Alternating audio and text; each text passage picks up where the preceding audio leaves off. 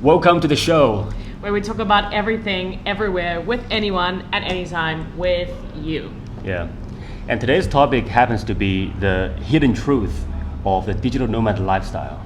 Because, well, we've been living in Bali for a year and a half already. Yeah. And then we check Instagram every day, and then we realize, there's a lot of, travelers or influencers. They portray this digital nomad lifestyle, which is, we see their lives on camera, and then we see our lives, and we happen to have a very big community here. And we talk about a lot of our daily lives with other digital nomads in Bali, and then we realize actually it's not true what they're portraying on Instagram, right? I don't even think that they are trying to portray something fake.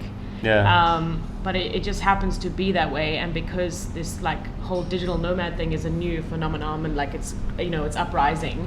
It's uprising, but it became a buzzword already. Yeah, right? It's already a buzzword, but people are looking at it, or digital nomads on Instagram or on YouTube, and they're going, wow, I want that life. How can I be a digital nomad? But it's you got to remember that on social media in general, if you had a 9-to-5 normal life and a 9-to-5 job, you would also be only sharing the highlights. And people generally do that. They show their nice barbecue on the weekend. They show going to the park or going to the zoo, the nice things. And the digital nomads here do exactly the same. The waterfall trips, the coconuts on the beach, the sunset every night, Yeah. But those are just little snippets. Yeah. Actually, half the time, they are struggling trying to find a co-working space or a cafe with good Wi-Fi. Yeah. It's completely different, to what you see online. People are not sitting at the beach with a coconut and a laptop.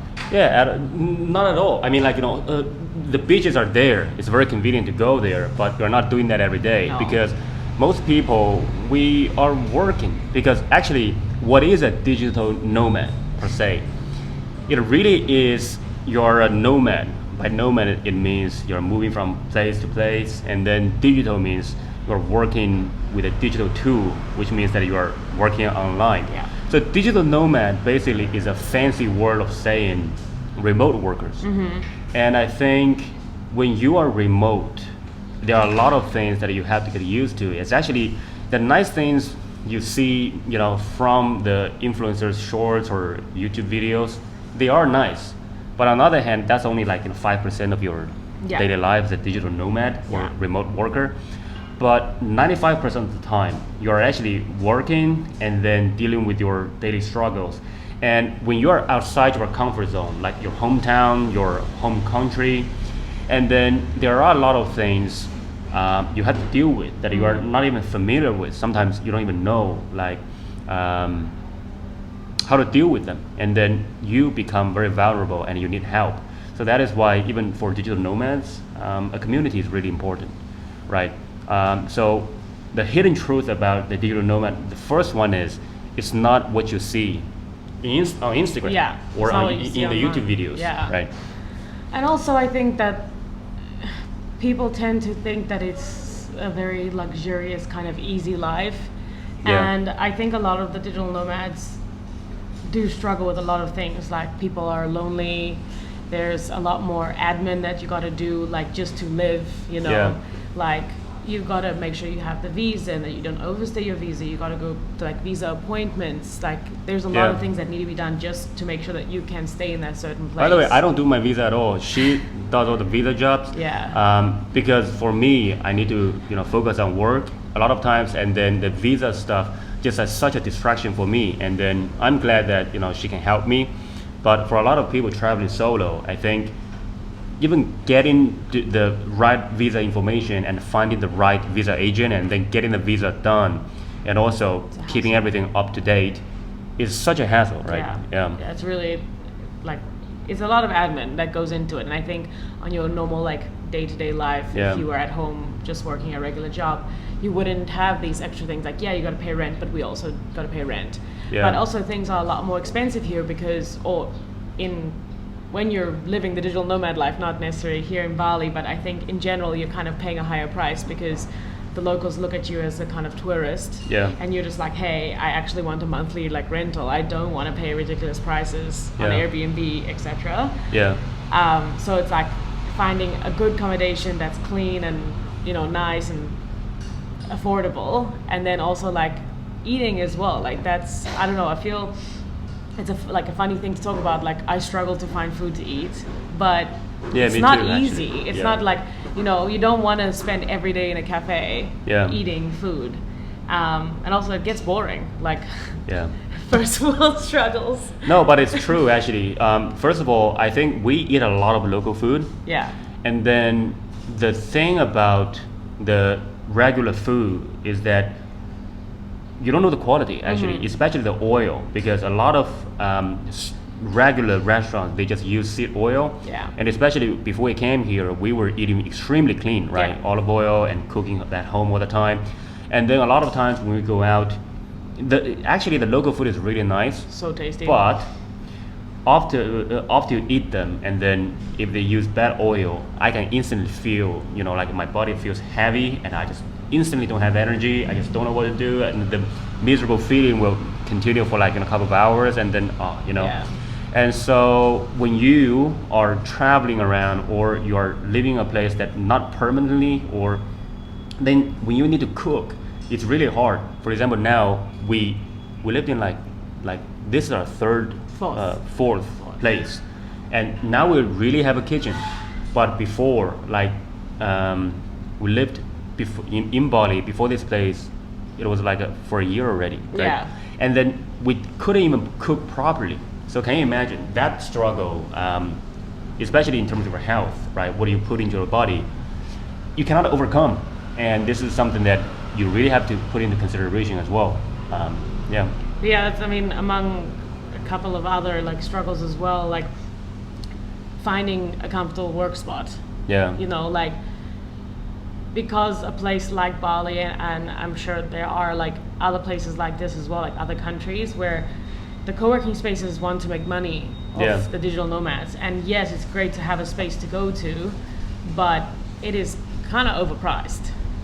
It is always overpriced, in my opinion, because the thing is, that's why in our community we normally find new spots or regular spots that they will give us discounts, and then we bring everybody together to go there to co-work together. And then so basically the co-working meetups, basically that if you want to work you can focus, but if you want to take a break and you want to socialize, there are other people taking a break as well, so you can basically mingle a little bit. But the thing is, like, if you go to certain co-working spaces, they're charging you the Western prices, but for you know, Bali standard in some ways. So I think it defeats the purpose of coming to Bali to live a cheaper life, right? Well, I think the standard of the co-working spaces are good. Like you obviously get a proper chair, you get a proper desk. You know, you can move the desk up and down. It is much better than working at a cafe. But not tribal though. True. But I just think that like you gotta piece them all together. Like gyms are expensive. It's hard to find a monthly accommodation, and then you're paying for the co-working space. Then are you actually really saving money or living like this cheap lifestyle? You know, that once again was portrayed online that like we are living this fantastic paradise life for so cheap. And actually, if you like break it all down, they really are hidden truths, because it ain't like that. It ain't a perfect picture. I mean, like the accommodation is not cheaper at most places. They're just regular price. And then food, if you want to eat something, you know, healthy, and then you're paying a Western price as well. And on top of all that, there's a very big cost. Is actually the monthly visa cost. Right. That like that's why I said, besides all the admin as well, like all of these costs just add up. And I guess I feel like it really is a hidden truth about being a digital nomad, because people think that we just grabbed our backpack, hopped on a plane, opened our laptop in a new destination, and voila, I'm a digital nomad. I mean, like if you're just like, you know, going for some kind of a short-term fun, it is like that. But once you live at a place for like, I don't know, well, let's say that you live outside your country and like from place to place for more than 3 months, and then you really see the reality of this whole thing. And also when you're outside of the environment that you're familiar with, then you're literally stepping out your comfort zone. And then social life, actually the real connection between people becomes extremely important, and you will feel lonely, and then you will find people that come and go all the time, and then you don't know what to do.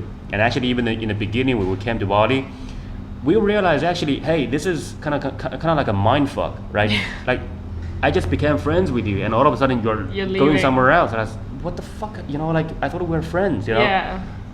They always say like, oh, I'll see you somewhere in the world, and you're just like, yes, I don't know, over those, generally people are here like 2 months. Over those 2 months you really do a lot of things together. It's dinners, it's trips, it's this, it's that, you're working together, and it's really great. And it's just like, this is my best friend, Yeah. And then the best friend's just like, bye, I'm going to Thailand. No, you're not allowed. Yeah. I've started telling people now, like, hey, I've already called immigration. They're not letting you out of Bali. They're just, you're going to give your passport, and they'll be like, no, Logan said you got to stay. Yeah, even now, like, to be honest with you, we got used to it, but still there's a weird feeling that when you really build a relationship with somebody, that somewhere down the line you will meet them eventually. Yeah. But it's still like they're going away, and you just feel like you're losing something, at the meantime. But I guess that's where the community is really important. Yeah. And I think that's why Nomio has been a community for a lot of people, and the people really value it. Yeah. It's just because, hey, even though people come and go, and then when you have a community here and you realize, hey, if in the future that I go back to Bali, this is the place that I can go back to.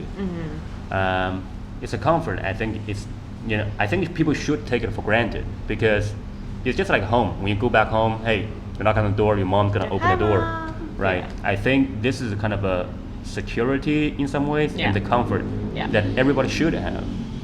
I think that's Yeah. what some people have now, like that we met, I think in our first 6 months here. Yeah.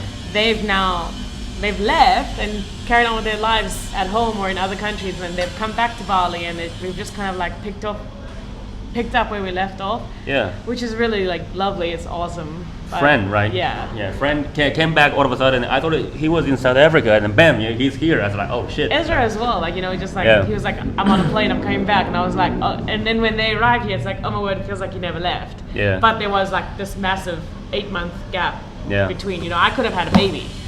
Well, yeah, you could. Maybe you should. Yeah, I mean, like these are just a couple of the hidden truths about the digital nomad lifestyle that we feel nobody talks about. Yeah. But also, there's also we want to talk about the reason why Bali is a central place for digital nomad, and we will talk about in the next episode. Yeah. See ya.